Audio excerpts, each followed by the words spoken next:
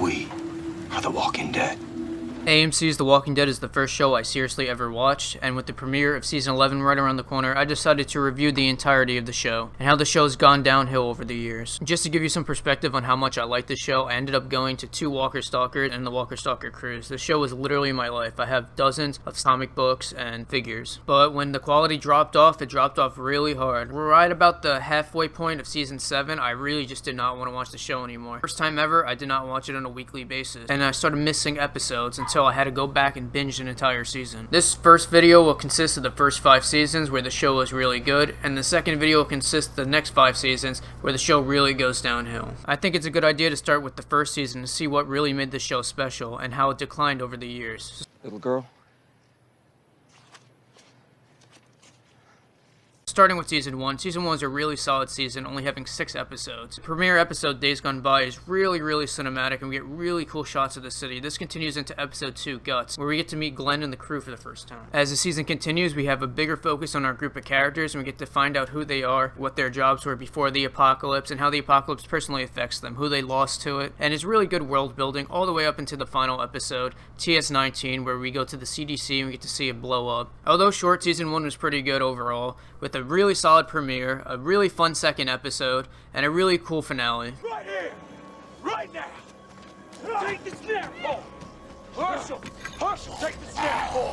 Herschel! Now, Season 2 is a very controversial season. A lot of people call it the farm season and say not much happens, it's really boring. But honestly, this is the best season of the show. Here we get a lot of character building. We're also introduced to fan favorites this season, such as Herschel and Maggie. Here we see Rick and Shane really go head to head, and where we get some of the best stuff in the entire series, because we see that Shane is just so far ahead of our group, not knowing our group is going to have to become Shane if they want to survive. Shane also works as the perfect way of solidifying Rick as the leader, because Rick stepped up and did what had to be done for the good of the group. Jon Bernthal is an amazing actor, and it's amazing how a character in 2 seasons can be one of the best characters in the entire show. Looking at the pacing of the season, this is definitely where people had their problems, because it is definitely much more slow, but you get really good episodes. Some of the highlight episodes, I would say, pretty much Dead Already, which is our mid-season finale where we get to see what happened to Sophia and how she was in the barn. Another instance where Rick had to step up and put her down when no one else would, becoming the de facto leader of the group. Another great episode is 18 Miles Out, where we get to see Rick and Shane first fights, things come to a head. Another great episode is Better Angels, where Rick finally has to come to terms with putting down Shane after Shane goes crazy and tries to kill Rick. And then finally,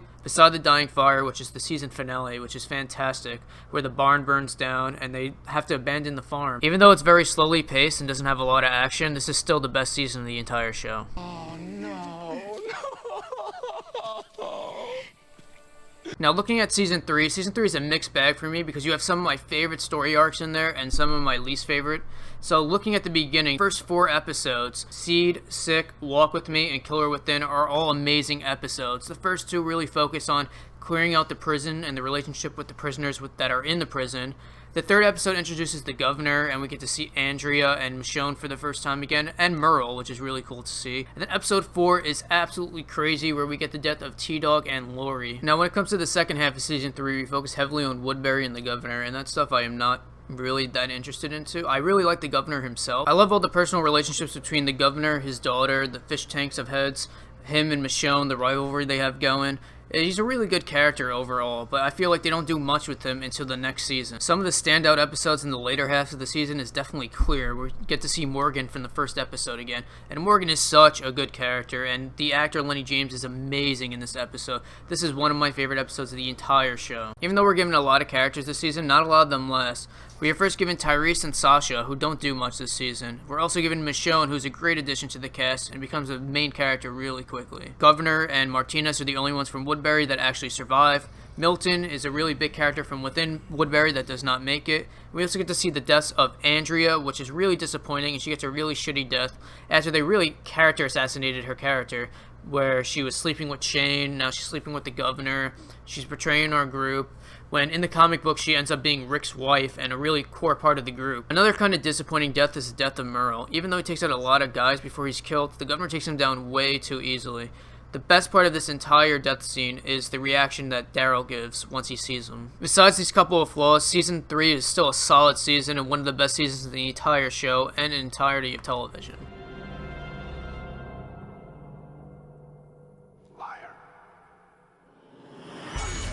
Season 4 is also a mixed bag, having the same exact problem as Season 3, having a really strong first half and a really weak second half. The first half of Season 4 focuses on life in the prison. We get to see how our group adapted, growing their own crops, raising their own cattle, and it's really cool. We get to see a sickness break out within the prison, and this causes all internal conflict. We get to see Carol finally step up for the first time as she kills Tyrese's girlfriend because she's infected. We see as Herschel comes into his own and takes charge in trying to get everyone well. We get to see Tyrese as he suffers to come to terms with what happened to his girlfriend, and we get to see a really cool scene of him just mashing a bunch of zombies with a hammer. The plotline of the first half comes to an end when we're reintroduced to the governor, and we get 2 solo episodes focusing on the governor that are kinda slow as he builds up an army to take over the prison. That leads to the best episode in the entire show, Too Far Gone. Here we see the death of Herschel and the governor and the destruction of the prison, separating our groups into smaller groups. The second half of the season focuses on each of these small groups, with each one getting their own individual episode.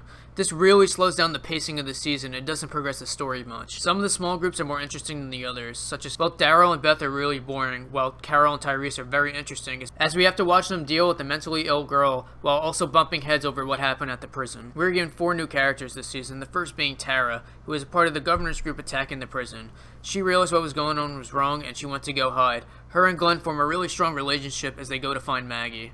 The other 3 characters they meet along the way are Eugene, Abraham, and Rosita. They're all really good additions to the story, with Rosita being a badass chick, Abraham being a really funny badass, and with Eugene being awkwardly smart. Some of the standout episodes from the second half of the season have to be Inmates, where we get to see the aftermath of the prison attack, The Grove, where we get to see Lizzie and Mika and how Carol has to put her down, and the final episode of the season A, where Rick runs into the group of claimers and is forced to bite Joe's neck out. The season ends on a cliffhanger, setting us up really good for season 5. That's never been more clear to me than it is right now. Me? You mean me? Season 5 is one of, if not the best season of The Walking Dead there is, being solid all the way through. The season starts with probably the best episode in the entire show, No Sanctuary, as we get to watch our crew escape from Terminus and take out every single person in their path. The next couple episodes have our group held up in a small church owned by Father Gabriel, one of the most fucking annoying characters in the entire show, as they look to fend off and outsmart the hunters. Some of the most scary villains in the entire show, as we get to see them kidnap and eat Bob's leg. Bob is a really compelling character introduced last season. We get to see him go from being an alcoholic caring about alcohol over the lives of others to a really go-happy person that loves every aspect of life. Even dying in the most brutal of circumstances, he dies with such grace. Our group quickly and violently disposes of the cannibals, and we move on to our next storyline. This storyline is the worst in the entire season, and thank God it doesn't last long. The Beth storyline is insufferable. Beth is a really uncompelling character, and having a storyline that focuses on her is really boring. Everything that pertains to the storyline has nothing to do with the overall story, and pretty much ends with the death of Beth. The second half of the season picks up with another character death, the death of Tyrese, that comes out of absolute nowhere after completely character assassinating him. The worst thing the show does is when they take a character, make him not want to kill anymore, and then end up dying for that decision. The next couple episodes of the season we get to see as our group literally become the Walking Dead, as they aimlessly walk around looking for any sign of life or food or something to do, until we're introduced to Aaron, a character from the Alexandria Safe Zone, and this introduces one of the most fascinating plot lines in the entire show, as we get to see our group try to assimilate to this new environment. This environment's different from all the other environments in the show. This is just normal life, and we get to see how disconnected our characters become from their old lives. Here we're introduced to a bunch of characters living in absolute la-la land, completely oblivious to the world around them. Another standout moment from the second half of the season is the death of Noah. Even though his character is pretty much useless in the grand scheme of things, he gets a really cool death. This causes the community to come around to Rick and his crew and allows Rick to deal with the situation. This overall great season closes off with the return of Morgan. There you go, there's the first 5 seasons of The Walking Dead, the golden age of this TV show. Some of the best TV that was ever made. Unfortunately, now I have to review the second half of the show, the next 5 seasons, which are not nearly as good. So thank you for watching and stay tuned for my next video.